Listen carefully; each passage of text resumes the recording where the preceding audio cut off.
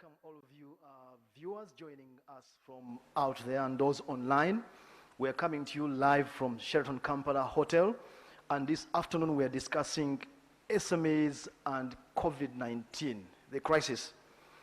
They have been hit hard, and we're here to discuss how they can be assisted. This is going to be a discussion of solutions, and on the same event, we are going to, there's going to be a launch also of a project that is going to embark on a research to find out the actual effects on the SMEs, MSMEs actually, including micro, small and medium enterprises, and what can be done for them going forward. This is the e-conference, and it is organized by the International Development Research Center, IDRC, and Economic Policy Research Center, EPRC, research and economics, and they're rightly placed to be discussing these issues. We will have a panel discussion a little bit later, and but first we'll listen to two presentations from colleagues who are joining us from Canada and also Nairobi. In the room tonight, this afternoon, we have a number of people who we're looking forward to hear from. Mr. Gideon Badagawa, who is the Executive Director for Private Sector Foundation. Mr. Richard Jabo, Principal Economist at Ministry of Finance. Dr. Bib Francis, Chief Economist, UDB, Uganda Development Bank, very interesting person in the room. We also have Dr. Sarah Sewanyana, who is the Executive Director, Economic Policy Research Center in Uganda. And of course, online, we have Dr. Paul Okwi, who is the Senior Program Specialist, International Development Research Center in Nairobi. And of course, we have also Dr. Ajan Dihan, who is joining us from Canada, who is the Director of IDRC, Inclusive Economies Program, International Development Research Center. We were going to listen to those two gentlemen who are joining us from out there. To start us off, we shall invite Dr. Paul Okwi. Dr. Paul, can you hear me? From Nairobi? Yes, Samuel, I can hear you. Very nice. Good afternoon, good everybody. Good afternoon. We are going to listen to you first, and you're going to speak to us on the role of evidence in identifying MSMEs and informing the design measures of the government response. In a nutshell, evidence from research to inform policy towards MSMEs. Dr. Okwi, you have the floor, and you have 6 minutes. Dr. Okwi, please. Thank you, Samuel, and good afternoon from Nairobi. I'll go straight to the subject issue, that is the role of evidence in identifying SMEs and also how evidence can be used to inform policy. To kick off my discussion, basically, it's time we realize that governments ensure that policy is driven by evidence and reasoning. And we need this research that we generate to be translated into action. So evidence in this case, we are basically relying on data which is collected and analyzed, and this transforms into information. Once the information is applied to problems, then we get the evidence. Now, in the context of the micro, small, and medium enterprises, we know that COVID-19 has hit the sector hardest in terms of employment, in terms of income and other opportunities that most of these people were benefiting from the economy. So the worst affected groups, of course, are the vendors, the self-employed, the hawkers, the construction and transport sectors. However, we know that government, like other governments in the region, stepped in to support this and introduced a number of financial and safety measures. But in order to understand the impact of these measures, we need data, we need evidence. And in our case, we don't have a very comprehensive data set of the MSMEs in Uganda to support our policy formulation. Of course, we do realize that there are surveys that have been done in the past, but the challenge is that most of the micro and small enterprises are informal, and millions of these are located in various parts of the country. We have different players that have supported government in terms of generating this information. But the challenge is there are so many that employ or that are owner managed or self-employed and not registered. And these are more than 90% of the enterprises that we're talking about. So we could use trade unions, we could use retail associations, we could use local authorities to identify this. But we do not have these systems well entrenched, we don't have the structures. This poses a big problem. And I would like to say that currently the problem is not the money. We can see several governments have injected lots of money. The problem is we need the evidence to support direction of the targeted measures to these sectors.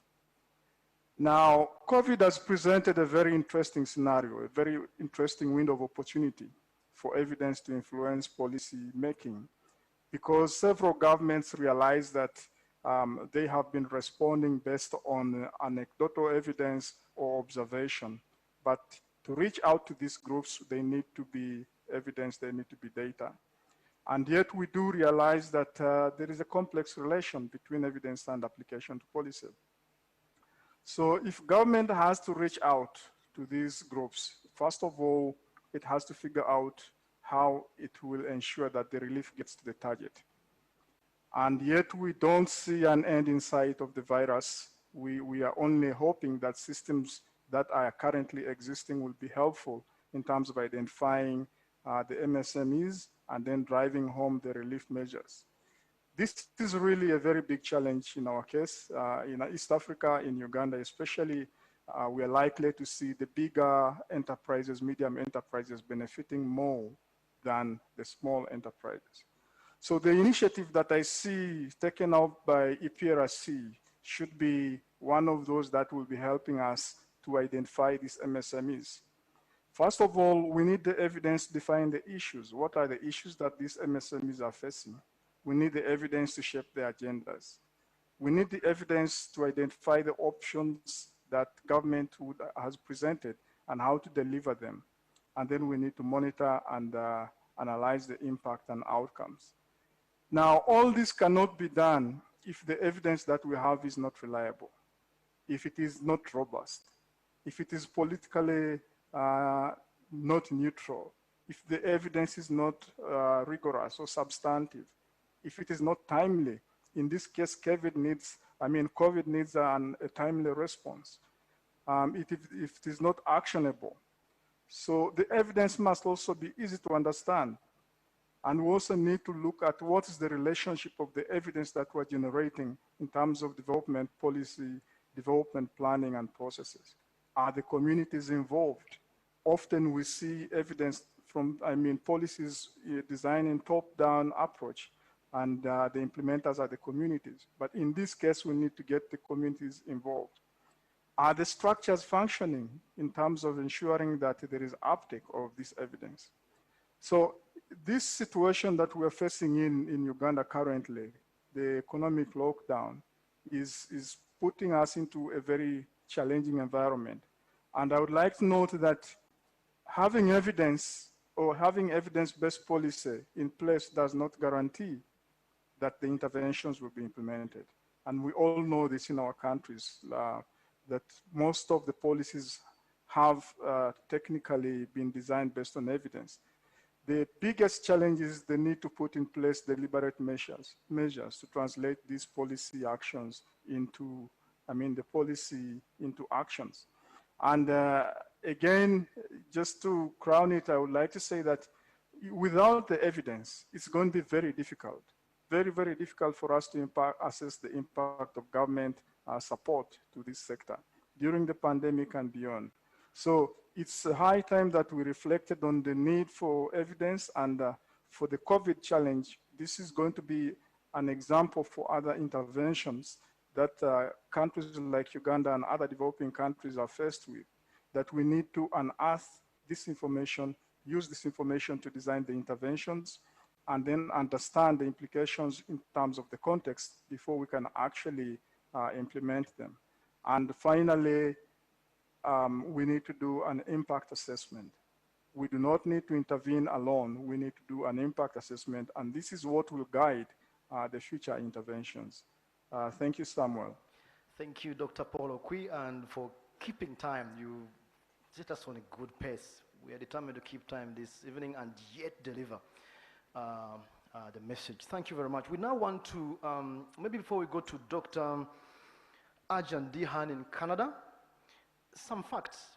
The IDRC report recently projects that if COVID-19 persists for the next 6 months, 3.8 million workers will lose their jobs temporarily, while 0.6 million would lose their employment permanently.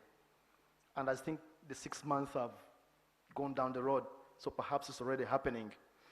And speaking of SME, over 75% of employees projected to lose their jobs forever are from the service sector and mainly from Kampala.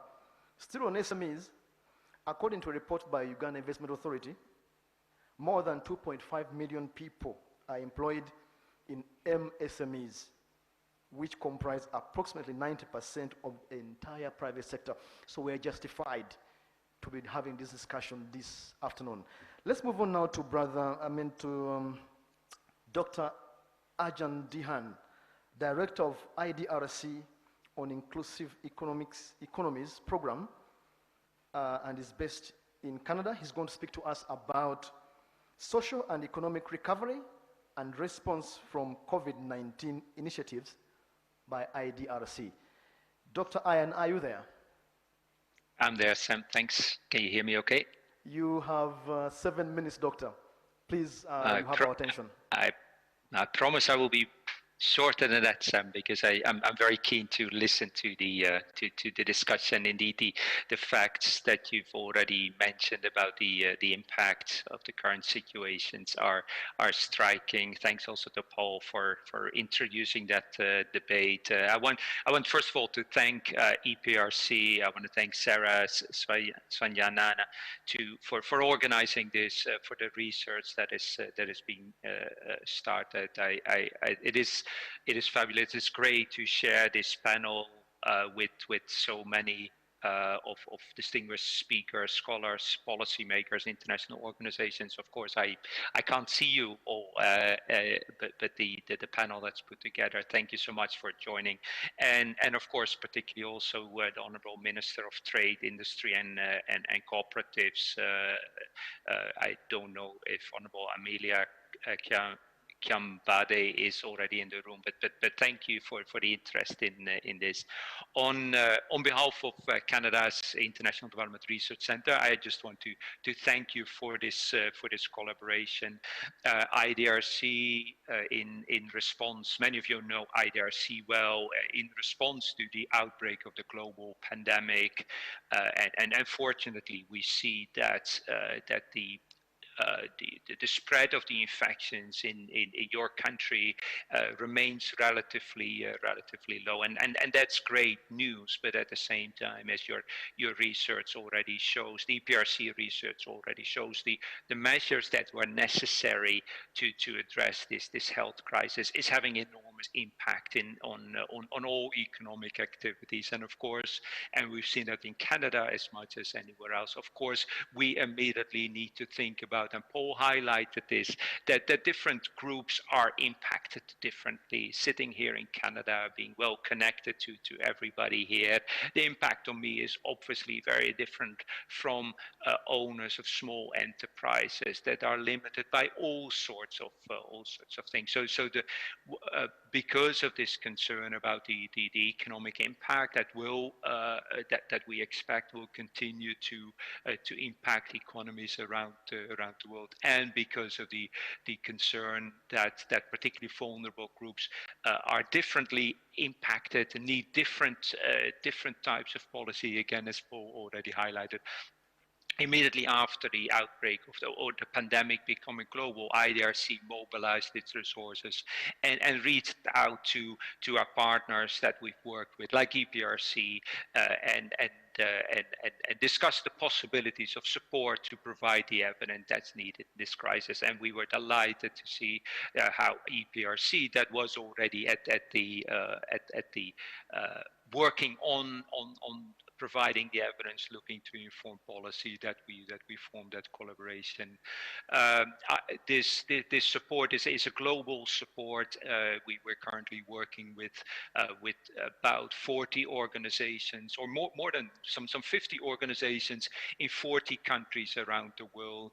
We think that EPRC, apart from informing of national policy, also we're looking forward to the contribution that this research project and your work will make for that global learning, and we are connecting all those researchers in a unique platform of global learning that is absolutely necessary at this point of time, where we're looking to help quickly spread the knowledge, not only the Uganda specific on the context, but also to learn from other countries, to see which policies might be relevant for countries, and again, what lessons from Uganda might be relevant for other countries.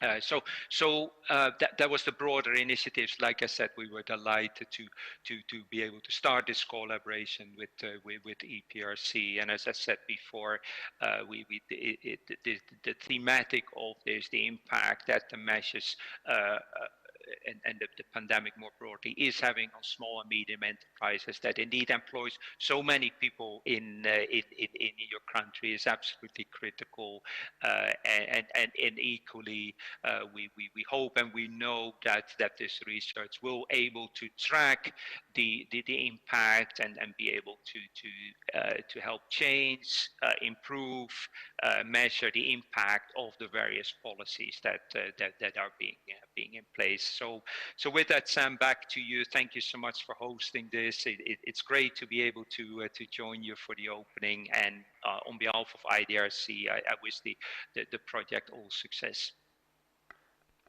Thank you very much, Dr. Ian Dihan, for your address, and it sets us off well this afternoon into our panel discussion. The panel is already seated there. Panel, please allow me stay here for the different roles that I'm playing this afternoon. But we're going to have a discussion of about 20 minutes, and we're going to be discussing evidence and inclusiveness. On my extreme left, I don't know what you on TV you are seeing, but extreme left, gentleman with a maroon mask is Mr. Abib Francis, Chief Economist, Uganda Development Bank. You're welcome. Next to him is Mr. Gideon Badagawa, not unknown to many of us, and is the Executive Director, Private Sector Foundation, Uganda. You're welcome, Gideon. Next to Gideon is Dr. Sarah Sewanyana, who is the Executive Director, Economic Policy Research Center, the other organizers for this discussion this afternoon. And lastly, we have Mr. Richard Jabo, Principal Economist at Ministry of Finance, Planning and Economic Development. Finance indeed ought to be around. Thank you very much for coming this afternoon. So let's start with Mr. Bibb. Mr. Bibb, UDB is at the center of the stimulus package that's government responding to the private sector. We want to understand what kind of package do you have, speaking about the stimulus even, for MSMEs, particularly in relation to the COVID-19 recovery? Thank you, moderator. Now, as UDB, being a development bank for the country, I think this is the time when our relevancy is very critical. Because this is the time, economists call it the time of downturn or bust, when there's a crisis. And that's when a DFI plays a very critical role. So as a bank, Of course, we also have limitation. As a bank, we are focusing on how do we revive the economy. And also, how do we revive the economy even beyond COVID? Because there are a lot of lessons we have learned from this. There are certain commodities we feel are very essential for this country. And supposing there was a complete lockdown where the borders were closed and we had to rely on what is within the country, how would we have survived? If you have no salt, if you have no sugar, if you have no medicine, if those essential things are lacking. So this is how we are looking at the future. So our greatest focus, of course, we have the key sectors of the economy, which of course is aligned to the government NDP 3 and Vision 2040 focus areas. But the critical areas which we have identified, and we have learned a lot of lessons from this impact of COVID, and of course the measures taken to stem the impact of COVID, which is in fact created a lot of challenges, is areas of industry and agriculture. Those are very key areas which we are putting a lot of effort. Of course, there are other areas which are also important. Trade, tourism is also an area we are focusing a lot on. So really, industrialization and agriculture is one of the key areas which we are focusing on, and we are putting a lot of resources on that, because we realize that if we can industrialize, we can solve a lot of problems which is facing this country. First of all, foreign exchange. If we add value, we can get better foreign exchange. If we industrialize, we can provide gainful employment to our people. And if we industrialize, it has some backward and forward linkages into agriculture, because most of the inputs to our industry come from agriculture. So you promote agriculture, you provide employment, you promote services and other related sectors. So we thought if we focus on industry, this would really help to solve some of the problems in the economy. And even the issue of structural poverty. If you industrialize, you provide gainful employment, you are going to solve the problem of poverty, which is in the country. I think that is what I can say for now. Absolutely. Before I leave you and move to Mr. Badagawa, inclusiveness, gender issues, maybe scale of business, how is that being tackled from the standpoint of UDB and intervention, especially with COVID? There is something we have been doing, but we want to enhance it further. For a DFI, we are not like commercial banks. For us, the assessment of development impact is very, very important in any of the intervention we undertake. In other words, when I talk about development impact, I talk about how does the project you finance help to impact on the youth?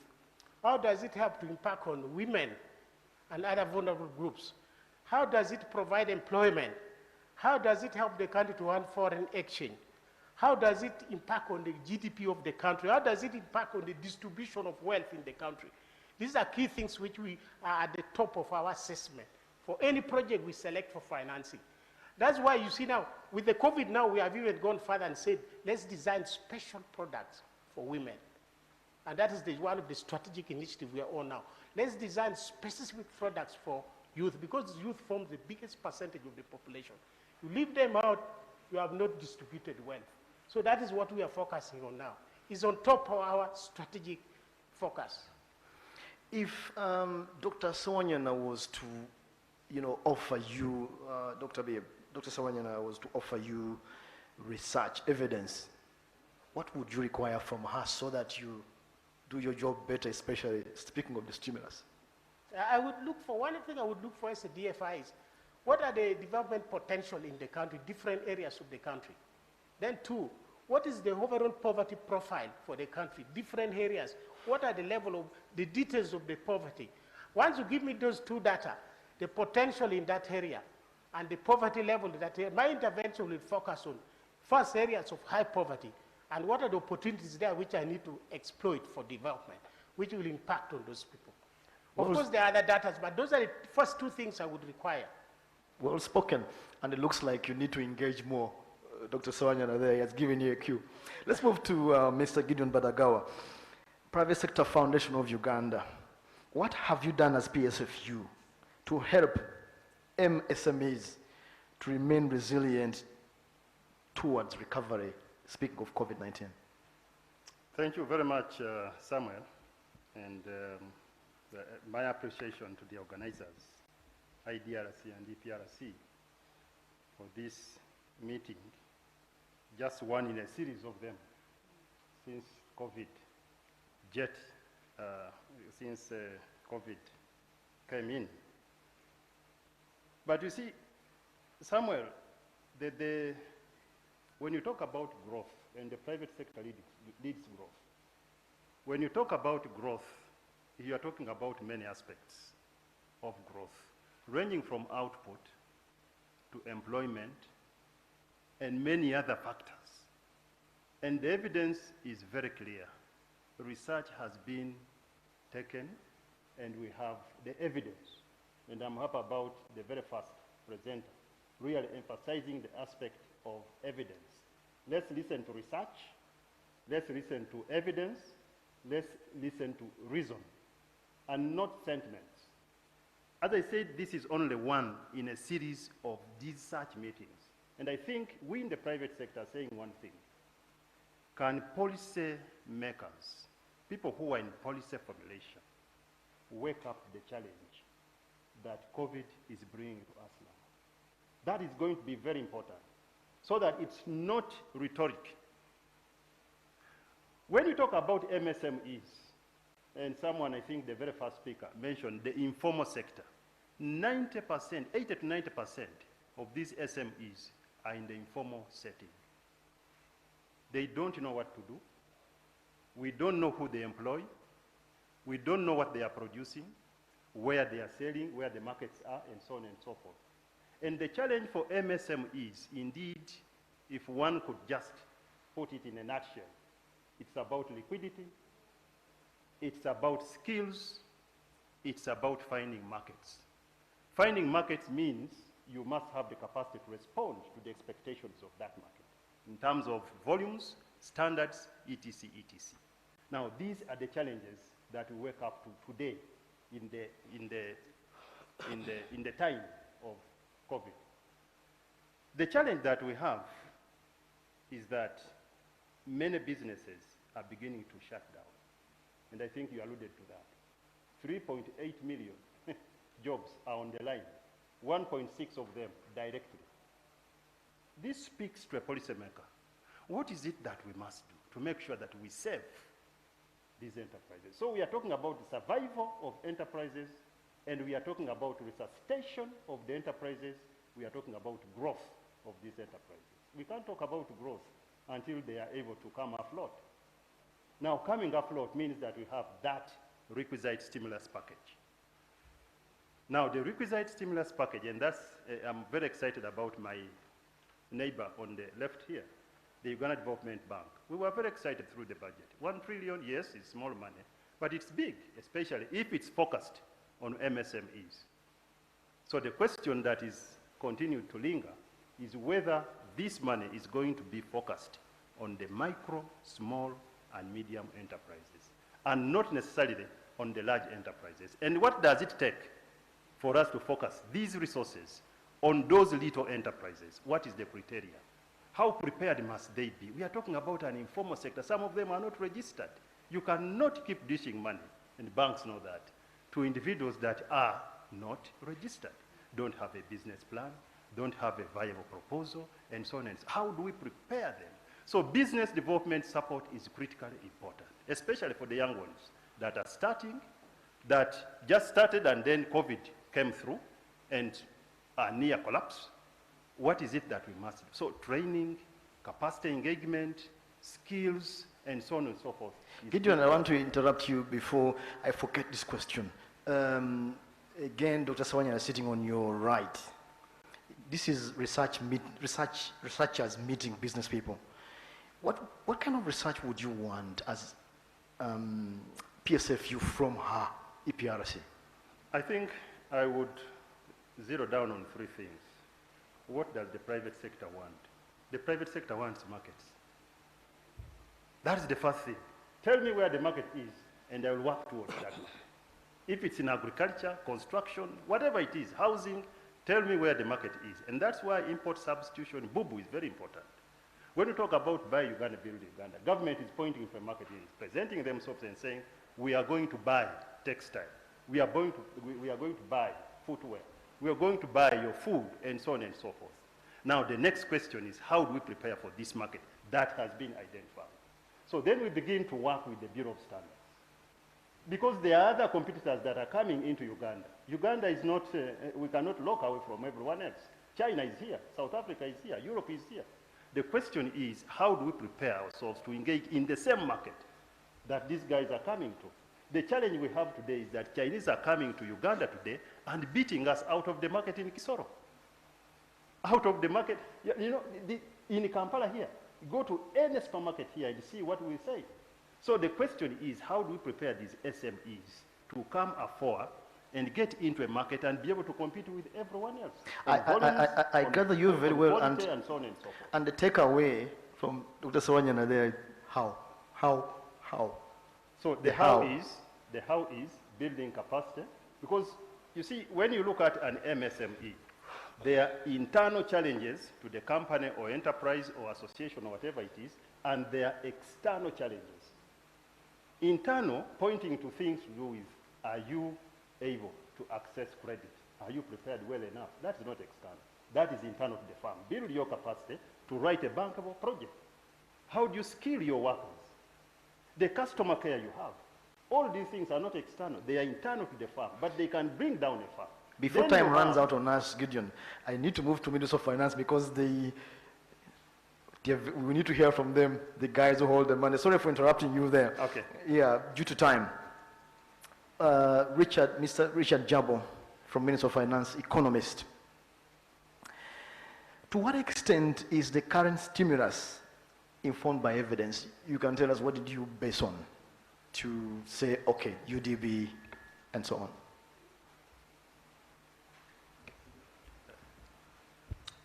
Thank you very much, Sam. Good afternoon, viewers, ladies and gentlemen. As a ministry or as government, there are two avenues available for us to influence economic outcomes. The first is through monetary policy actions, and to my understanding, I'm very satisfied that the government did whatever was available or whatever was necessary to provide stability in the financial sector, stability in terms of continuation of loans, and making sure that the banks don't suffer non-performing loans, but also the borrowers are able to have their loan amortization periods extended and that sort of thing. So from the monetary policy perspective, I think we are quite prepared. On the fiscal policy side, the actions that have been undertaken, and these were greatly informed by research, by collaborations, by consultations. I can tell you that in the ministry there's an economic recovery unit, response unit for the COVID, which is chaired by at the policy level by the Honorable Minister, at the steering committee level by the Secretary to Treasury. But then there's also an executive committee which was formulated with membership from development partners, from the ministry, from different players, so it was multi-sectoral. Now, the work of that unit basically was to look at proposals from different players. For instance, we looked at proposals from private sector foundation, from UMA, from civil society, entities like Sietini. So many people contributed to the input of that unit. Now that unit came up with proposals which influenced the budget, and you could see clearly that in the budget speech, the minister made several pronouncements. For instance, on the side of tax revenue, you saw there was a lot of tax relief given to farms, and this was intended to not only ensure that farms remain afloat, but also to provide them with some relief period, actually up to end of September 2020, so that within that time, for instance, we have VAT refunds expedited. We also have payee deferred. You have things like corporate income tax and presumptive tax deferred. And that buffet is supposed to give them some working capital so that they're able to remain sustainable, continue with operations.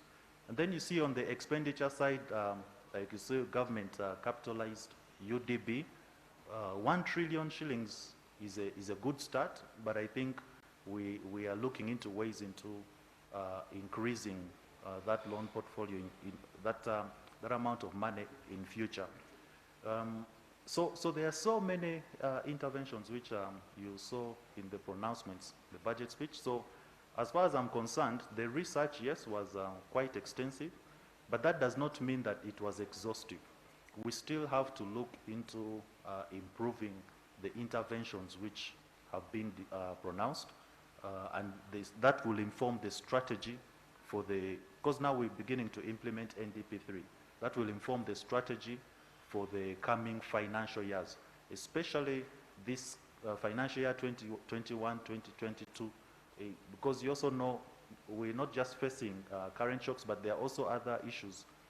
We're going into an election period. We've faced the locust invasion, and there are so many other disruptions. You never know what may come into the future. So we see that there's still scope for further research, and I think this intervention by IDRC right now is timely. Thank you very much, Mr. Richard Jaban, for answering my second question, because I was also going to, let's turn off our mics, Mr. Bibb and Dr. Bibb and Gideon. Let's switch off our mics. Thank you for answering my second question. I was going to ask you, so you seem to be happy. Do you need anything from IDRC? But certainly you said you do. Lastly, let's move on to Dr. Sewanyana, who is our host this afternoon. Dr. Sewanyana, what is it with MSMEs, and the project you are going to embark on the next 3 years with IDRC? What is it with SMEs? Why SMEs?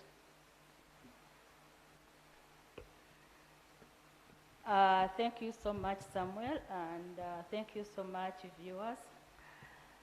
The SMEs, I think members have already highlighted that they account for more than 90% of the enterprises that we have in Uganda. And they do contribute a lot in terms of employment creation. They contribute to growth as well as poverty reduction. And then within the SMEs, which was so obvious when the COVID came in, we saw a lot of people, especially women, who remained a bit unemployed and so on. So it presents an opportunity for us to be able to contribute to this. And when you look at our national statistical systems, we haven't paid a lot of emphasis on the SMEs in terms of data collection. I wish you could be able to give it the kind of attention that we give to the household surveys. It will be very good. So I think what I ask from the Ministry of Finance and the Uganda Bureau of Statistics is for them to be able to really invest more in terms of collecting data. Yes, it's true that most of the interventions were really informed by evidence, but we tried to tease a little bit, and we found that most of the interventions that we talk about are not inclusive. Not everybody is going to benefit out of this, and you see at the end of the day, the money we talk about, which is under UDB and so on, it might benefit more of the large-scale farms. So I think as IDRC, we really want to chip in and do our mandate in terms of providing evidence that is going to guide the government processes. And as we do this project, we intend to look at the macro policy responses that government has put across, and we want to link those macro responses to what is happening at the low level, so that we try to understand what does macro linkages mean in terms of these SMEs. We also want to know whether the support that we are giving is really supporting or hindering the MSMEs. So we intend to visit the same enterprises for a period of 3 years, for us to be able to move along with them to see how they are really maneuvering during and then after the pandemic. We also know that most of the businesses in Uganda, they don't really last. The mortality rate is very high. So we want to see whether also COVID is going to contribute to a higher mortality rate for these MSMEs. Then the other thing that we want to really emphasize a lot in this project is the learning agenda. We've noted that most of the government interventions, they do not include that learning agenda. So we want to make sure that we can be able to document and share with the government what we have learned in the process and how best can we improve on the interventions that we put across. And during the process, we are going to be able to interact a lot with our stakeholders, especially those who are in the ecosystem of the MSMEs, to move along with them because they have to provide us with data. And we need to analyze the data that they've given us. So we are going to be able to come to you and talk to you. Don't get tired with us. And we've made it a point that even if COVID continues, this project is going to continue. We are going to find other ways of getting to the guys who are really in the SME. Thank you very much, Dr. Sawanyana. And in fact, one of the biggest reasons we are here tonight, apart from discussing how SMEs are stressed, is discussing what Dr. Sawanyana has been highlighting there. The study that is coming on for the next 3 years, conducted by IDRC and the International Development Research Center on the impact of COVID-19 on business enterprise in Uganda. And the point there is to have evidence to inform policy, measures and strategies to mitigate socioeconomic impacts of COVID-19 on this group, MSMEs. So they are going to come. Please, as you say, don't get tired of them. Thank you so much, my panel. The time doesn't allow us to discuss everything we want. We now want to move on to the launch of the project that Dr. Sawanyana has been speaking about. But first, I will invite her, Doctor, to come and invite the guest of honor, if they are here. Yes. And the guest of honor is Dr. Joshua Mutabi, Commissioner Processing and Marketing, Minister of Trade. Dr. Sawanyana. Thank you so much, Samuel, and thank you so much, Dr. Mutambi, for representing the minister. I think when we were organizing this workshop, we forgot that the primaries were going on. So our apologies for ambushing the ministry, but I think what we are doing here is so key to your ministry. And what I did not put across, that we are setting up a steering committee which is going to be chaired by the Ministry of Trade to ensure that this project really remains on the right path. And we do encourage you as IDRC normally, we emphasize that we do engage government in a constructive manner, but our evidence will never be influenced by the ministries. So we want to really maintain that independence and objectivity, and we do believe that when we provide the reliable evidence, it will be able to move the country forward. And I wish to invite you now to represent the Minister of Trade, Madam Amelia Chiambade, and address us as well as launching the project. Thank you so much.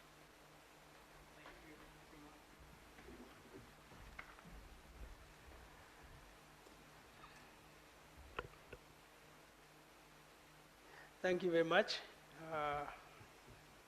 for your introduction. And thank you, fellow colleagues, the panelists, distinguished guests. Let me put, ladies and gentlemen, good afternoon. Thank you. As Dr. Sewanyana has said, definitely you know the season we are in. So the minister has asked me to represent her, but she's very happy with the program, and she's with us right now. So on behalf of the government of Uganda, these are her words. I'm very pleased to join you at this e-conference on MSMEs resilience and recovery in the face of COVID-19. And this e-conference touches upon an important topic as the novel COVID-19 pandemic has evolved both into a health and an economic crisis for developing countries, including Uganda. We are all aware that some jobs have been lost. Business and liquidity have dried up, and some have closed up, as the panelist, Mr. Badagawa, has said. But government has not been sitting and watching. It has done its best to protect the citizens. And some measures or interventions have also been put in place to support the recovery process. Some MSMEs have taken up the opportunities and have adopted the ICT and digital tools to continue with their operations. Of course, we know majority faced challenges. More research is being done by the academia to accelerate this development with the support from government and government partners. We are all looking at digitalization, transformation. This, what we are facing now, demonstrates the commitment and builds on the strong partnerships that this government has built between research, academia, and policy making. Micro, small, and medium enterprises are important economic engines of this country and world over. They contribute to the economic growth, poverty eradication, and generate employment and livelihood opportunities, especially for women, youth, and other vulnerable groups. Unfortunately, these MSMEs are enduring the most of the economic slowdown inflicted by this pandemic.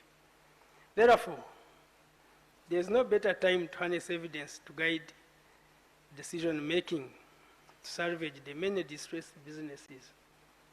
In particular, there is need for evidence on the impact of the pandemic on MSMEs in different economic sectors. There is also need for advisory on policy measures that the government of Uganda can put in place to support MSMEs during and after pandemic. We also need to learn from encouraging stories of resilience, in particular on how some MSMEs have continued to stay afloat during these hard times. Going forward, as a ministry, it is prudent that we leverage on the evidence that the project we are launching here today on the socio-economic impacts of COVID-19 on business enterprises in Uganda, from mitigation to the promotion of post-pandemic resiliency, will generate. The project resonates very well with the mandate of the Ministry of Trade on building and sustaining businesses, in particular, fostering the Buy Uganda, Build Uganda policy. Ladies and gentlemen, at the time when the world is moving from the emergency response to the recovery phase to the COVID-19 pandemic, this project being launched here will help to highlight specific challenges with the facts faced by MSMEs in Uganda. If past economic shocks are any guide, the effects of the COVID-19 crisis may linger constraining global trade, tourism, and hampering remittances, flows, and bringing uncertainties in foreign direct investment and domestic credit in longer terms. Therefore, it is critical to ensure sustained policy support, tailor-made with actionable targets for MSMEs that are largely vulnerable to ensure job recovery from the COVID-19 pandemic. I hope a job-rich recovery from the pandemic. The project identifies for us specific gaps, challenges, and opportunities will guide our policy responses in supporting MSMEs over the short, medium, and long term. I would like to thank the Economic Policy Research Center for inviting the ministry to this launch. And in addition, I also would like to thank the International Development Research Center, IDRC, for its timely financial support to this country to carry out this activity. As a ministry, we look forward to working closely with EPRC and development partners on this project and hope for the key tangible outcomes that will steer the country further in attaining MSME's resilience and full recovery beyond the pandemic. I therefore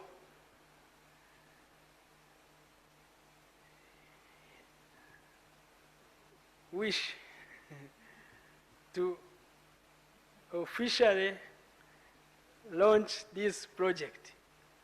The project is now officially launched. Congratulations for God and my country.